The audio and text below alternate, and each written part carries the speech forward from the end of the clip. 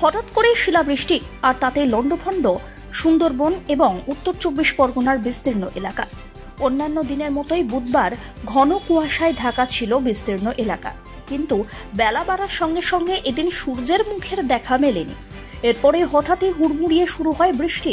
তুমুল শিলাবৃষ্টিতে রীতিমতো চারদিক স্তব্ধ হয়ে পড়ে। শিলের দাপটে শব্দের পাশাপাশি বাড়ির উঠোন কিংবা রাস্তা সব যেন বরফের চাঁদোয়ায় ঢেকে যায়। কয়েক মিনিটের শিলাবর্ষণে সাদা হয়ে যায় পথঘাট। বৃষ্টিতে বিভিন্ন রাস্তায় জল জমে যায়। যদিও এই বৃষ্টিপাত খুব একটা বেশি সময় স্থায়ী হয়নি, তবে এই বৃষ্টিপাতের ফলেই কপালে চিন্তায় ভাঁজ পড়েছে কৃষক থেকে শুরু করে সুন্দরবন এলাকার স্থানীয় মানুষদের।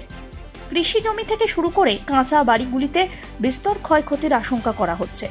বুধবার দুপুরবেলায় হঠাৎই বসিরহাটের বিস্তীর্ণ এলাকা জুড়ে বৃষ্টি শুরু হয়, পড়তে থাকে শিল। হঠাৎই এই শিলাবৃষ্টিতে তেমন একটা কলকাতাতে প্রভাব না পড়লেও চরম ক্ষতির এবং সমস্যায় পড়েছেন কৃষকরা। শিলাবৃষ্টিতে ক্ষতিগ্রস্ত হওয়ার সম্ভাবনা রয়েছে ফসলের। প্রবল ক্ষয়ক্ষতির সম্ভাবনা রয়েছে ফুলকপি, বাঁধাকপি, পটল সহ আমের মুকুলের। আমের এবার ফলনের ক্ষেত্রেও ব্যাপক ক্ষতির আশঙ্কা দেখছেন কৃষকরা। স্বরূপনগর, বাতুরিয়া, বসিরহাট 2 নম্বর ব্লক, হিঙ্গলগঞ্জ সহ একাধিক জায়গায় বেশ বড় বড় শিল পড়েছে বলেই জানা গিয়েছে। বেশ কিছু বাড়িঘরেরও ক্ষয়ক্ষতির আশঙ্কা করছেন স্থানীয়রা। এদিকে হাওয়া অফিস সূত্রে খবর, বৃহস্পতি এবং শনিবার বজ্রবিদ্যুৎ সহ বৃষ্টি সঙ্গে শিলাবৃষ্টি এবং একই সঙ্গে 40 থেকে 50 কিলোমিটার গতিবেগে দমকা ঝোড়ো হাওয়া বইতে পারে দক্ষিণবঙ্গের বিভিন্ন জেলায়। দক্ষিণবঙ্গের